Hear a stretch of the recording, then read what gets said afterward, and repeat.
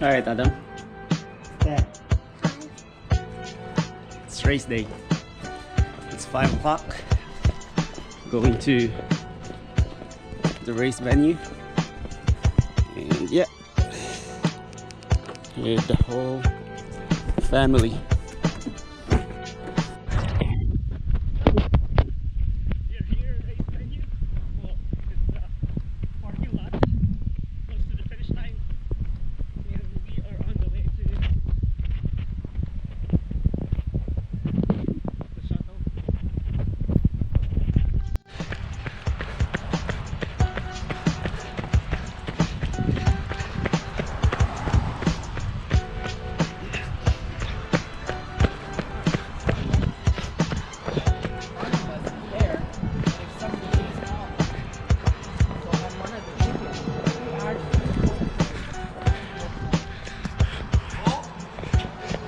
Marathon? Yeah, You look like you're going to be ready for the full. I Let's think get so. you on bus 14 here. 14? Yeah.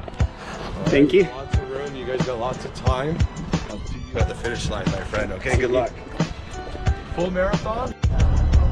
We are in the bus. This is shut all the way to the start line.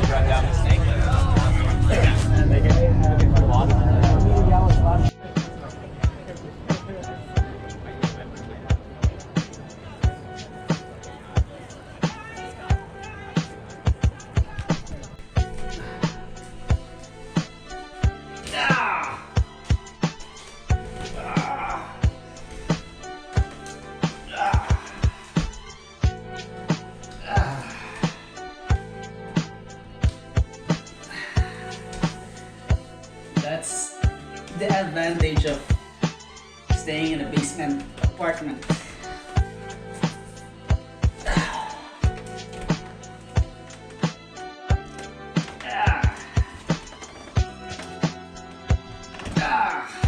Jump from here.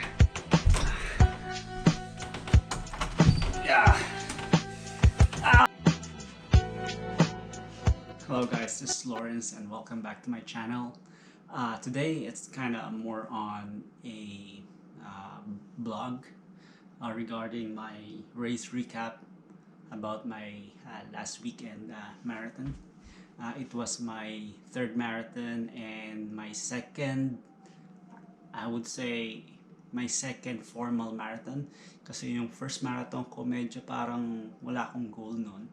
And I just wanted to try running a marathon.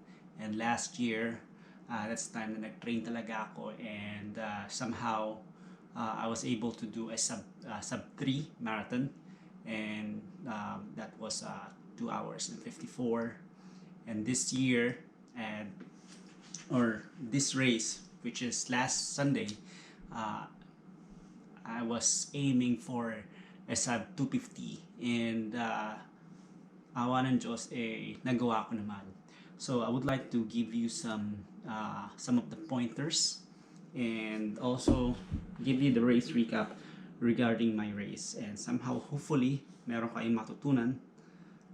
During the race week, I went to my physio, as you can see on my blog. I asked him to help me how to handle my calf issues. Kasi what I did was a few weeks back, nasira yung Vaporfly na plano kong gamitin. I tried to use Alphafly pero hindi ko talaga feel yung Alphafly. So anong nangyari, nagkaroon ako ng injury. I believe na yun yung reason bakit ako nagkaroon ng injury, kasi the way I run. Ang running style ko kasi medyo mid-foot and then my heel lands. So mid-foot then heel. Ganun yung style ko. Sa Vaporfly, since medyo mataas yung drop niya, kapag mag-land yung paa ko ng mid-foot, sumasayad na rin yung heel ko. And in that way, nare-relax yung calf ko. Sa Alphafly naman, since masyadong mababa yung draft niya, I think it's only 6 millimeter draft. So kapag ginagamit ko siya, every time I land my feet, nararamdaman ko na hindi sumasayad yung heels ko. So what happens that hindi nakaka-relax yung calves ko, so parang tense siya palagi, and I believe that's the reason bakit ako nagkaroon ng injuries. Very tight, hindi naman totally injury, but very tight yung calf ko.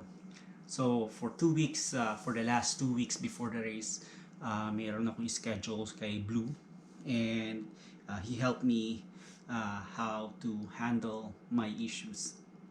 So a day before ng race, nag-start ako mag-carbo loading. Actually, nag-start na ako mag-carbo loading nung Friday ng gabi. Medyo nag-increase na ako ng carbohydrate intake. Kumain na ako ng rice. I usually don't eat rice. So, Friday ng gabi, kumain na ako ng rice. Then, Saturday ng hapon, kumain din ako ng konti. But then, ang parang pinaka-late na carbo loading ko was around 3 o'clock or 4 o'clock, and that's what's considered as my it was considered as my dinner na rin. Yeah, so rice pa rin, and a sausage and mga karne. So yun yung naging food ko. Then natulog ako ng mga bandang alas 9, and I woke up around 4 a.m. Uminom ako ng hot choco, and I eat 2 pecan butter tart. I think I supposed to eat a bagel, but unfortunately hindi ako nakabili ng bagel, so bumili na ako. Meron akong butter tart, 2 piraso siya na pecan, so yun yung kinain ko. Then I prepare for myself and my family. So we drive towards on the way to the parking lot ng finish line. So nakarating kami doon around 5:30, and after few minutes, nag-take na ako ng shuttle going to the starting line. Kasi sa Toronto Marathon, magkaiba yung finish line and starting line. So usually, ang mga tao nagpa-park doon sa finish line, and then yung mga participants will take the bus shuttle going to the starting line. So I reached around 6:15 or 6:20 sa starting line. I think medyo late na yon. For me, I should, if I'm going to do this next year, I should arrive there a little bit earlier para at least meron pa akong time na makapag-washroom palagi. 7:30, nag-gun start na. I took the advantage of running downhill, pero I thought that I can able to run around sub 3:40 sa downhill, pero hindi ko nagawa. So medyo medyo nag-worried ako sa calf ko. And by the way, I started running downhill, and on the between 5 to 10 kilometers, na-experience ko na yung stomach cramp. It's not a side stitch, but it's a stomach cramp. And I realized that on that moment, I will have a problem with my carbohydrate intake later on, or later part of the race. But I continue to run, although may discomfort, but at the same time, medyo tolerable naman, manageable naman siya. So I can still able to pace somewhere around 350, 340, 350, 355 sa downhill section. But yeah, medyo masakit nga lang sa tiyan. So ang part na yun medyo sa may bandang Sikmura. Kilometer 25, medyo naramdaman ko na yung tightness ng calf ko. So nag-worry na ako noon, but at the same time I keep going kasi hindi naman ganun kasakit. Pero alam ko andun na siya. Nararamdaman ko siya. So I keep running. Then on kilometer 28 to 30, naabutan na ako ni Rick. Actually, 2 beses niya akong naabutan. I believe nung somewhere around 15 kilometers. Naabutan niya ako. Then later on, after few kilometers, nag-breakaway ako sa kanya. Then on the 28 to 30, somewhere around that, naabutan niya ulit ako. So in that time, medyo exhausted na ako. Uh, so I don't have strength na mag-breakaway sa kanya. So magkasama na kami. Uh, up to 37 kilometers. So from 32 to 37 kilometers, I tried to stay with Rick as much as possible. Exhausted na ako doon. And yun yung, for me, that's one of the hardest part ng race kasi nakikita ko na I only have one dose of energy gel na DIY sa flask ko. And as much as possible, ang main goal ko during that time is stay sa pace ni Coach Rick. So, since exhausted na ako, ayoko naman na tipirin o i-take kaagad yung natitira kong dose ng energy gel kasi alam ko later on, kakailanganin ko siya. Habang tumatakbo kami from after the U-turn, which is the 36 kilometers, papunta na kami sa finish line, and this is the time na mararamdaman mo na yung headwind. During that time, habang tumatakbo kami, nakita namin na merong isang grupo sa harap namin. I think they are somewhere around 5 to 6 runners. So, unti-unti namin silang nalalapitan. Then, somewhere around 30 to 50 meters, I decided na to join them. So, nag-join na ako doon. I follow their pace. And one of the reason bakit ako nag-join din sa grupo na yon kasi nararamdaman ko na yung hangin palakas ng palakas at nahihirapan na ako na sumabay kay Rick. At it feels that mas nauubos yung energy ko dahil sa headwind. So when I saw the group in front of me na kaya ko namang mag-speed up ng konti para makapunta sa grupo na yon, I decided to do that. And I joined that group for another 2 kilometers hanggang yung isa sa mga runners sa grupo na yon biglang nag-break away. During that time, tinake ko na yung last gel ko. And since I have the energy ulit, I thought na kaya kong sabayan yung isang runner na nag-break away sa grupo namin. So what I did, I followed that guy and we ran together for another 2 kilometers or less than 2 kilometers. I thought that I can sustain the pace at makapag-drop sa kanya. At the same time, parang ang purpose ko is to run behind him para makasave ng energy kasi somehow I can increase my speed but at the same time, makakover pa rin ako sa headwind. But unfortunately, consistent yung pace niya. After namang ilang seconds, unti-unti nang bumaba yung pace ko. So, anong nangyari? Naiwanan niya ako and I ended up running alone for another 1.5 to 2 kilometers hanggang sa I think 500 meters before the finish line. Nung 500 meters before the finish line, nakikita ko, naabutan ako ng mga grupo na nakasama ko kanina. So actually, before that 500 meters, tumitingin-tingin ako sa likod at nakikita ko na unti-unti silang lumalapit sa akin. At nung naabutan na nila ako as somewhere around 600 to 500 meters. And it was a good experience kasi yung isang tao doon, maganda siya mag-motivate eh. Ang ganda ng energy niya. Nung naabutan na nila ako, talagang minomotivate niya, oh, let's do this, push, parang sabi niya, oh, kaya mo yan. And ako naman, I know na they have a much better energy than me. Ayoko naman na maunahan pa nila ako. So I tried my best na sumabay sa pace nila even though na I'm so exhausted kasi nga ilang kilometers din ako na tumakbo mag-isa. So I tried to increase my speed and I tried to sprint towards the finish line together with those group na nakaabot sa akin on that last 500 meters.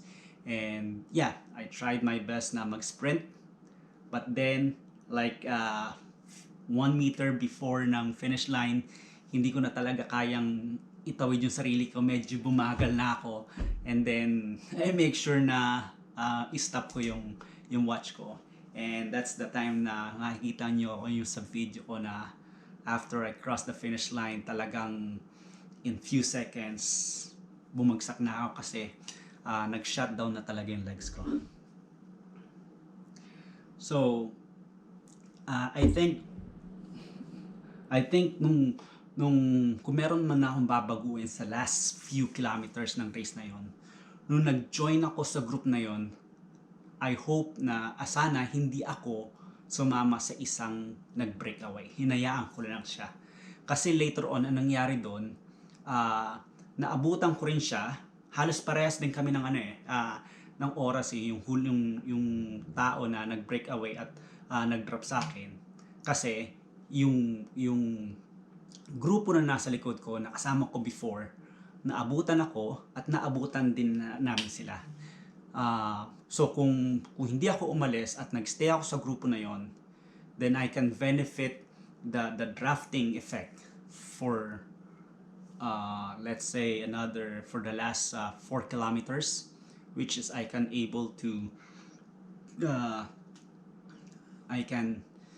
reserve and save my energy, and hopefully around last 1K, that's the time that I can increase my speed and give all I got para makatakbo sprinting towards the finish line, because that's always my attitude.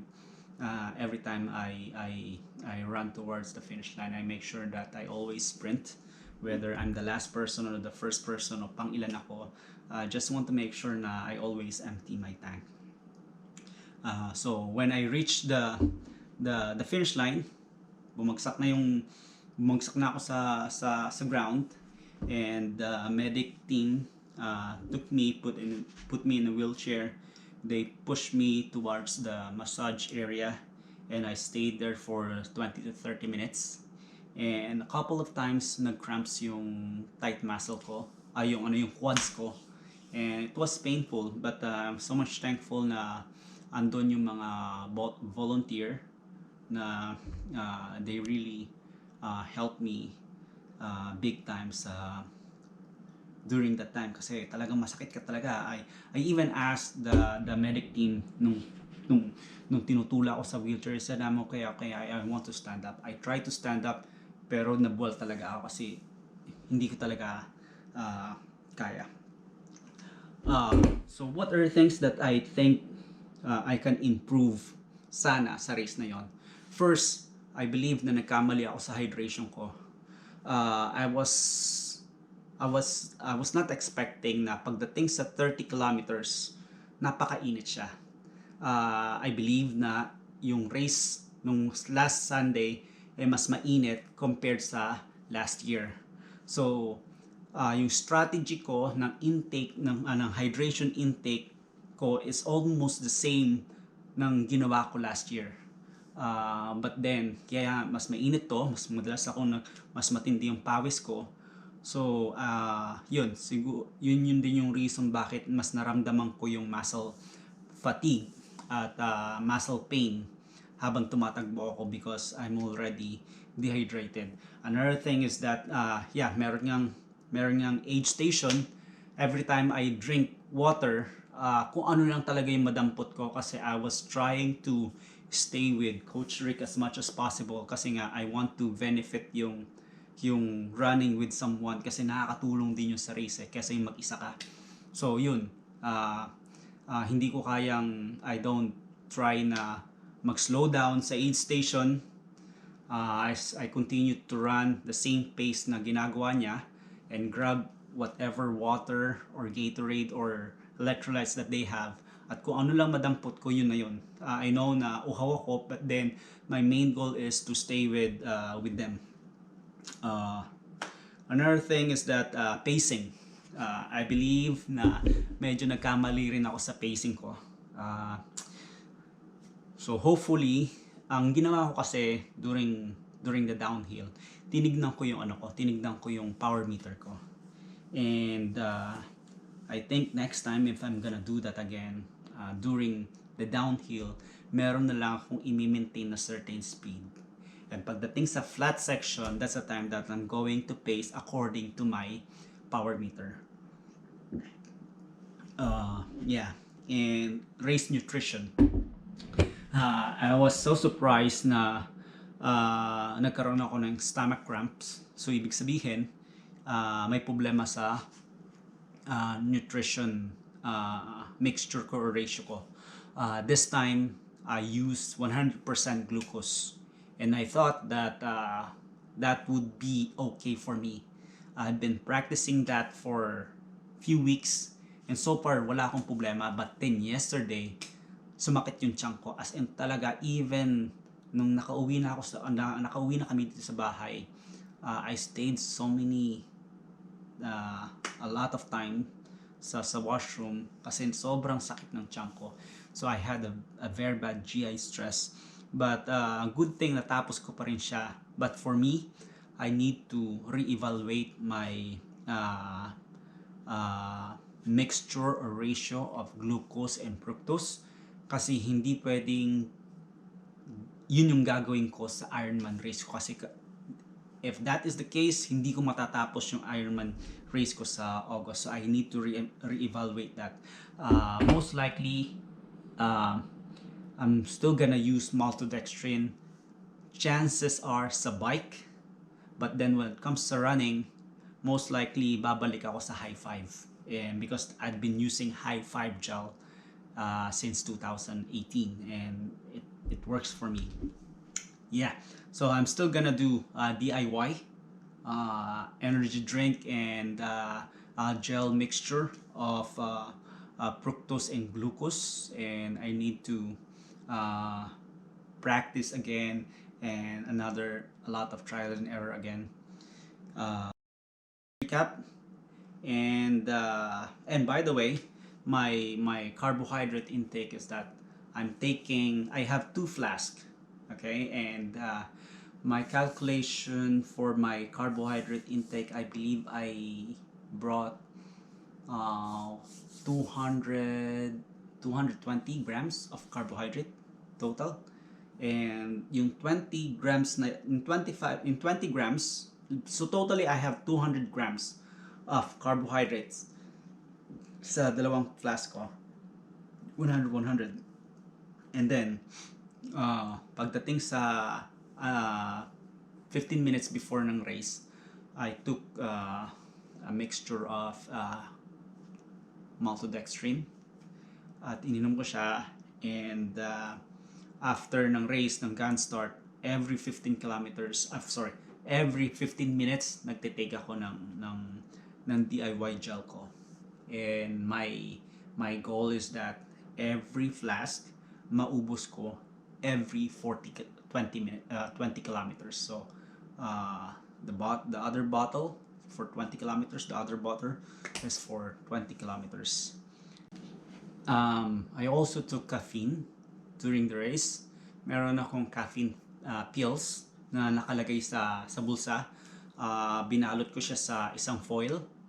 And it's funny because ang plano ko, kapag malapit na sa aid station, I'm gonna take the caffeine pills, put in my mouth, and then iinom ako ng tubig. But I realized na hindi ganun kadali yun kasi nga nagmamadali ako. So ang ginawa ko, pagka lagay ko ng caffeine pills sa bibig ko, kinagat ko siya, dinurog ko siya. Para pagka inom ko ng tubig, mabilis madulot, mararamdaman ko kagad yung effect ng caffeine. Ang problema, napakapait ng caffeine. And yeah, but it's fine. I know that I have to do that, but I just want to share to you. Like the race, that's a good thing kapag meron kang binabalikan na race every year na parang na-challenge ka kung ano yung kailangan mong gawin. Okay, what are the things that I can do more, and yun yung nagiging interesting pag if I'm going to race Toronto again next year. And if I'm going to race Toronto next year, so most likely I will be aiming for 2:45. But still, we don't know. But yeah, walang masama kung mag-goal, di ba? I believe that if you goal and you think that it is realistic, then you have to work out. And I believe I can do that based on the strategy that I did during the training call, which is I'm going to share that to you also in this YouTube channel. All right, so that's my race recap, and thank you very much.